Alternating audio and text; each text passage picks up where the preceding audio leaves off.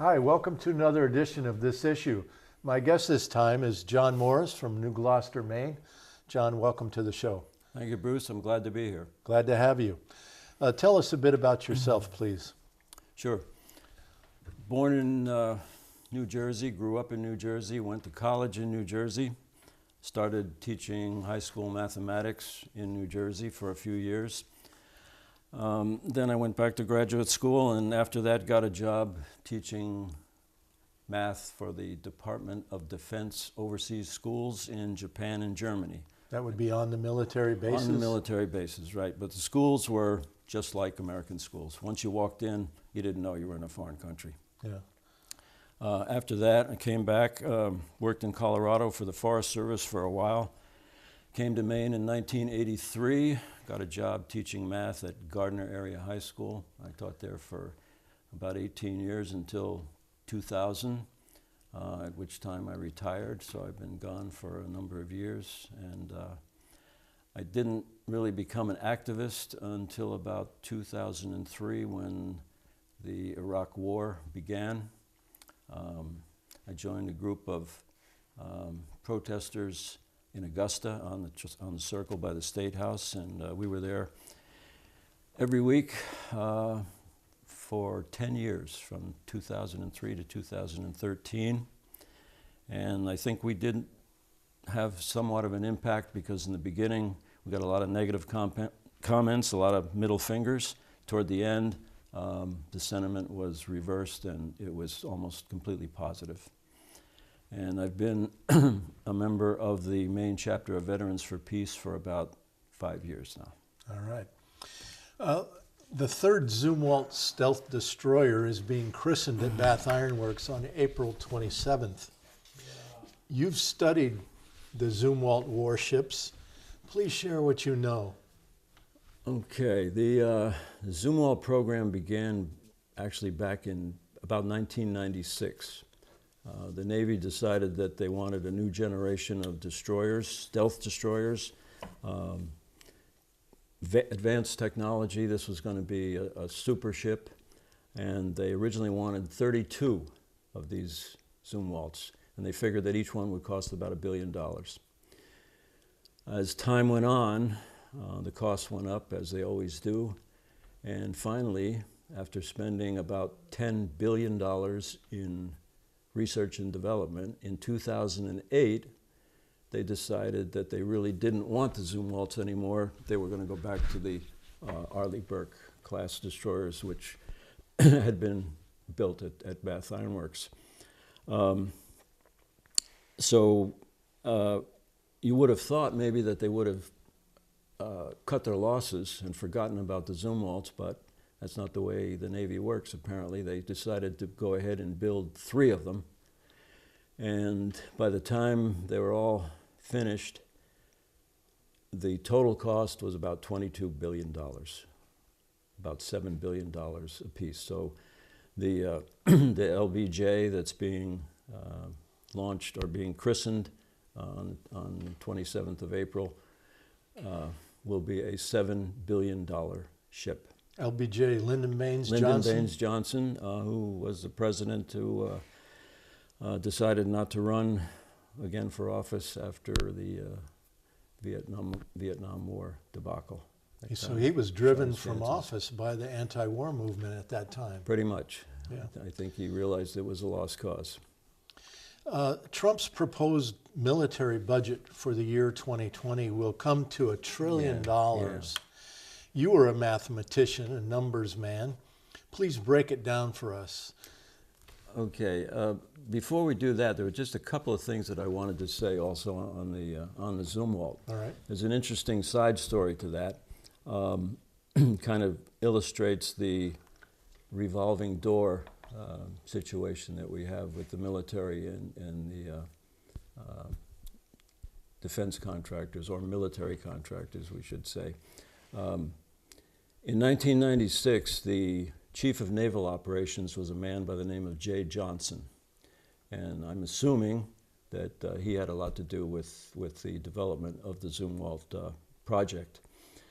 After he retired, he went to work for a while for I think an energy company somewhere in South Carolina, and then switched to become an employee of one of the big military contractors, none other than General Dynamics. Which owns Bath Iron Which Works. owns Bath Iron Works. He eventually rose to become the chief executive officer, the CEO of General Dynamics. So that's just an example of the way this revolving door works.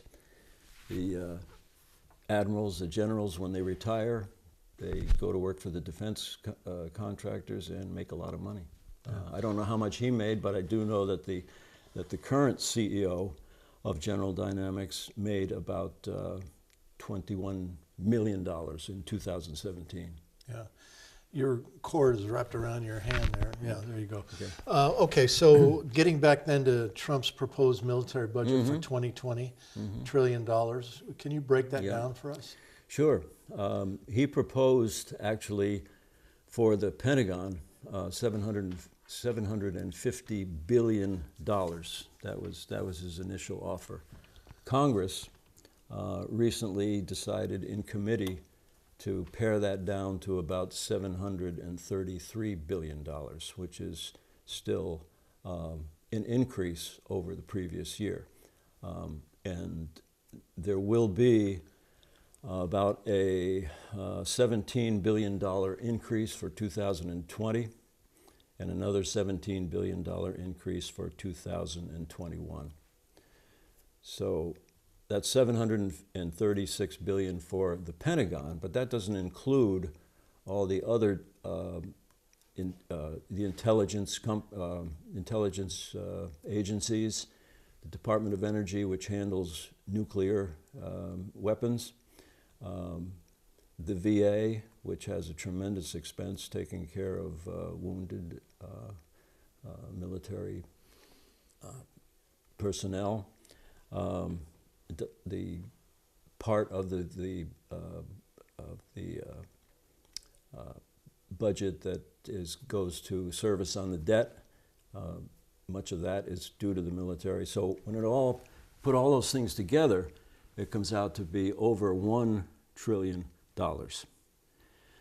The total discretionary part of the federal budget is only about 1.3, 1.4 trillion, so it doesn't leave much for anything else besides military-related expenses.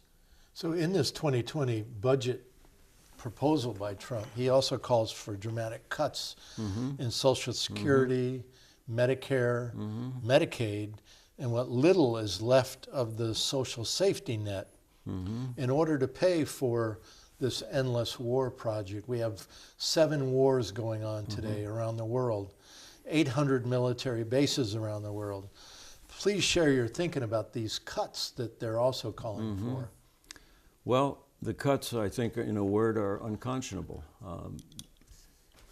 This country, really security, we talk about security as being based on military. Personally, I think national security should be based on the health of our citizenry, the educational level of our citizenry, the infrastructure that we have to deal with, that we have to use here in the U.S., and all those things are suffering tremendously, and I think it's a cause of a whole lot of discontent. And people don't realize that 76, well, let's see, not 76, but about over 60 cents of every tax dollar that they pay goes to support the military. And then when you figure everything else in, it's even more than that. So this money is simply not being used where it should be, in my opinion. What do you think people can do to stop this fiscal madness situation? Well, I think there are several things they could do. They could probably try and educate themselves as much as possible. It's hard to know what's happening on the military front by watching mainstream television or reading the New York Times even or the Washington Post. I think people need to go to alternative sources of information. Personally, I would recommend Democracy Now!, the Amy Goodman, Counterpunch, Common Dreams, The Real News. There are a bunch of things on websites that you can look at. It's not so much that it's not so much what the mainstream media is reporting. It's what they don't report, and the military is sort of like the elephant in the room. Nobody wants to talk about the military. We talk about all the other issues that are facing the country right now, and they're all important. There's no question about that. But in terms of money being spent to combat these problems and alleviate the problems, it's not there. And one reason it's not, the big reason it's not there, is because of the military budget. You know, we have this terrible problem with climate change today, and it would take a massive expenditure of money to really deal with it effectively in order to give our children and grandchildren a solid future in the years to come.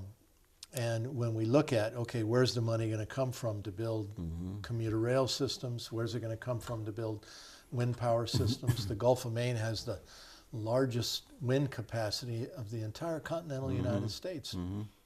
Tidal power systems. Where's the money going to come from to do these things today? Because we have to do it quickly and dramatically. Right. And another aspect of that is that the military is probably the greatest single contributor to pollution in terms of Superfund sites. I think most of the Superfund sites here in the United States are on military bases. The United States military is, I believe, the single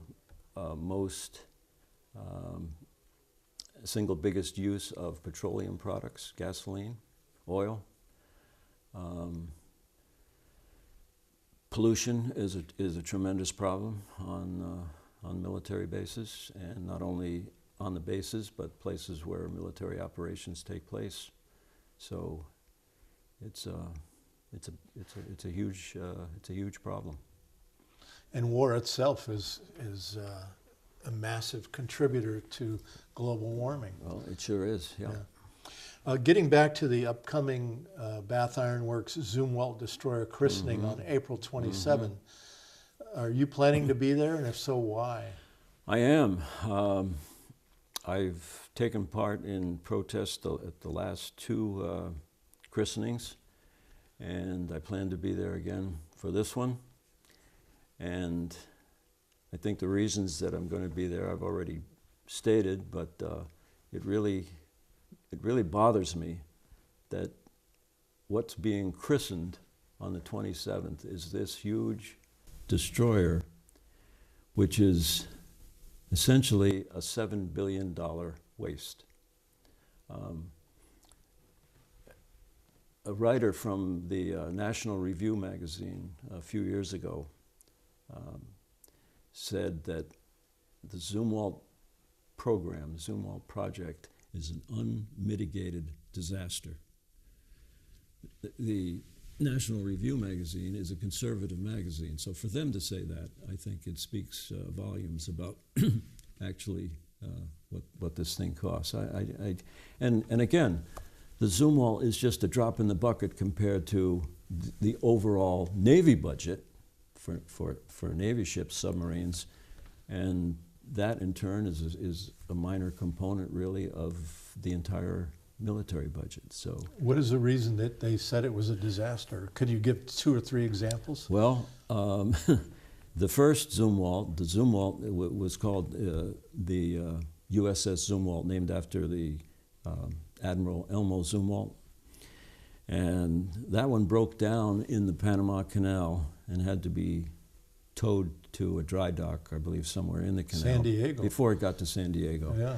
And now, as far as I know, it sits in San Diego without any gun system aboard, because when they originally designed the ship, the gun system was going to cost, I forget what the actual amount was, but it ended up that one round for that particular gun system was going to cost about $800,000, and that was too much for the Navy. So they decided to scrap that. I don't know whether they've replaced it with anything at this point, but that's just an example of how it's not working the way it's supposed to be, and it's not as stealthy as it's supposed to be either, because they had to put on they had to make a lot of changes to the radar systems and attach various contraptions to the outside of the ship, which reduces its stealth capacity. So it's probably not as stealthy as they expected it to be in the beginning. So the word boondoggle would apply, right? I think it would. I think that's a good word for it. Normally, when they have a christening at BIW, the public is free to walk in and just open the gates. But this time, they're doing it by invitation only. You have to order tickets in advance. Do you understand why there's been a big change? Well, I think it might have had something to do with what happened at the last christening just about a year ago. I think it was April 1st, 2017, or 18 rather. 18, yeah. And there were a group of protesters that were arrested for trespassing, but the case was thrown out because they couldn't trespass in as much as the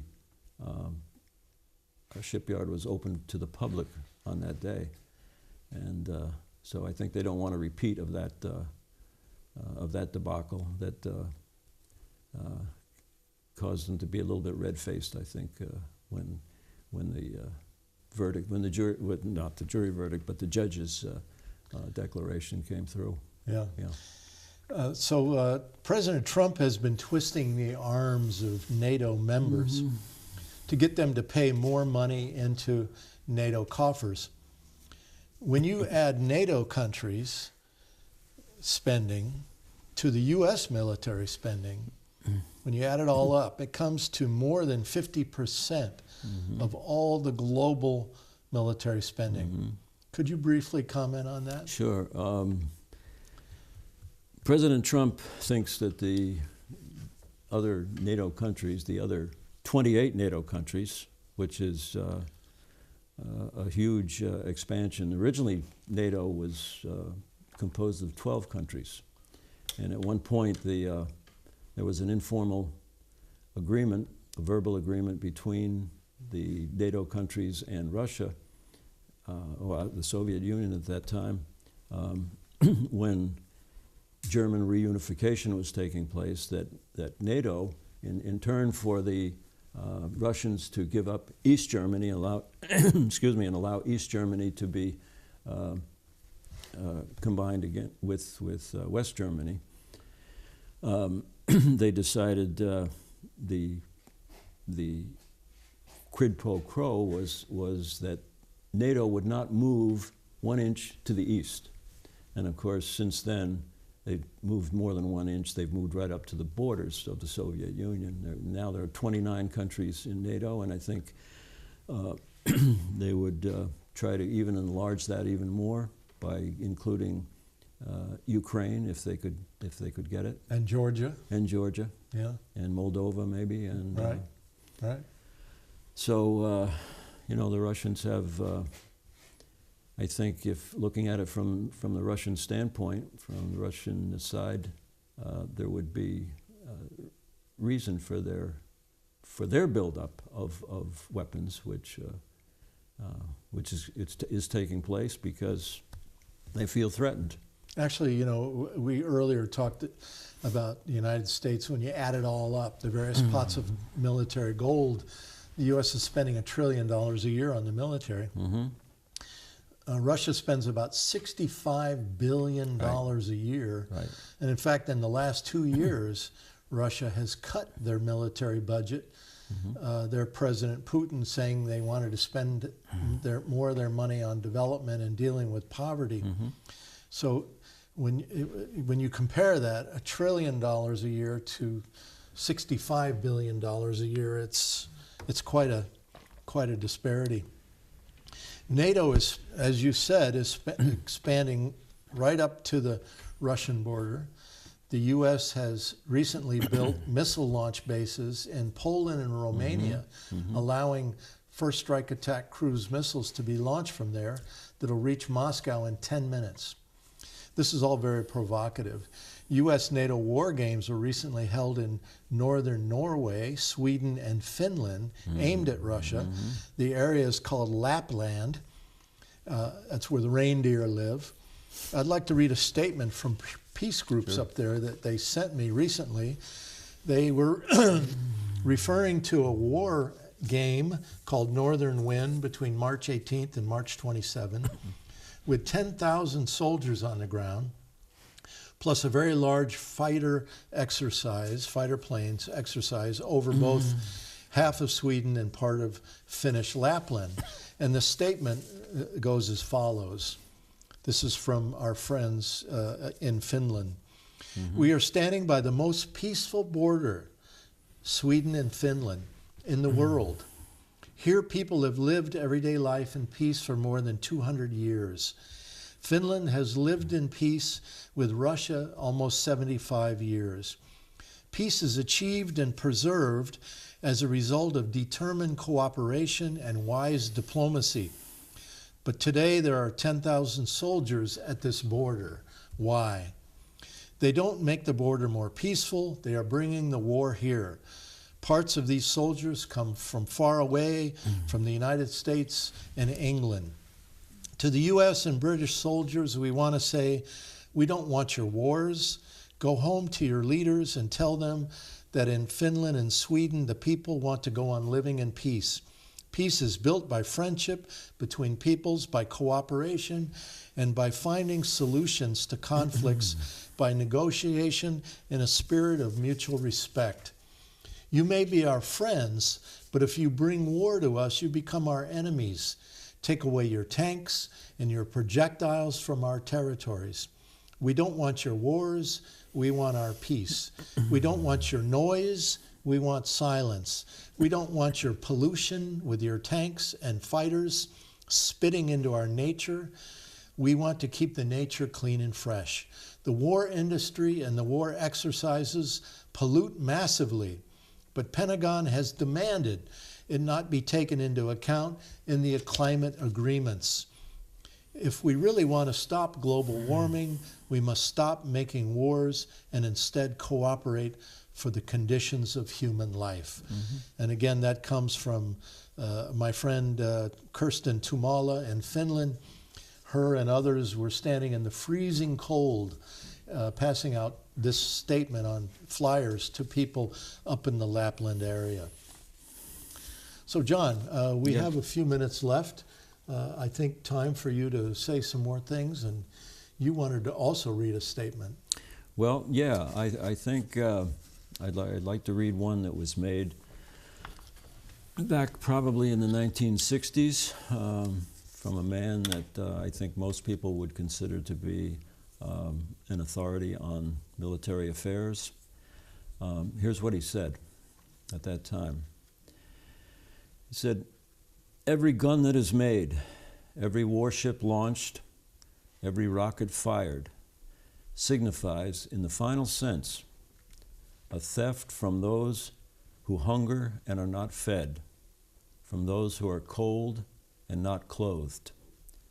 The world in arms is not spending money alone. It is spending the sweat of its laborers, the genius of its scientists, and the hopes of its children. This is not a way of life at all in any true sense. Under the clouds of war, it is humanity hanging on a cross of iron." And that quote comes from a gentleman by the name of Dwight D. Eisenhower. who just happened to be the Supreme Allied Commander in World War II and a two-term President of the United States from 1952 to 1960.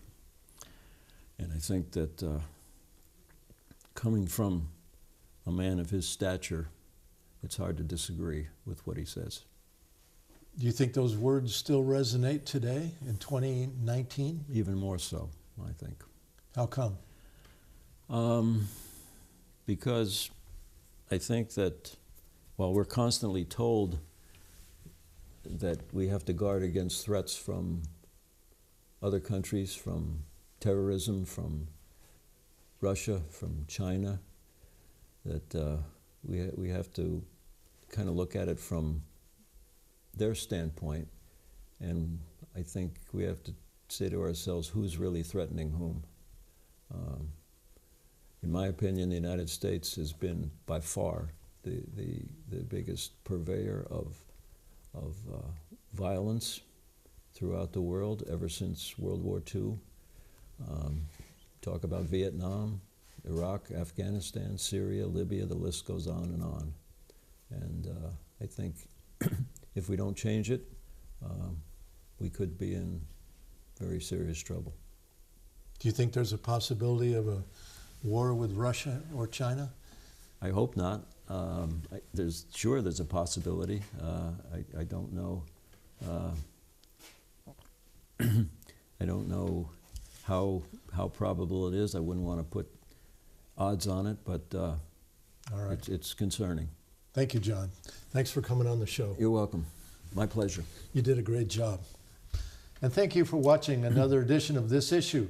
Until next time, good luck to you all, and please get organized.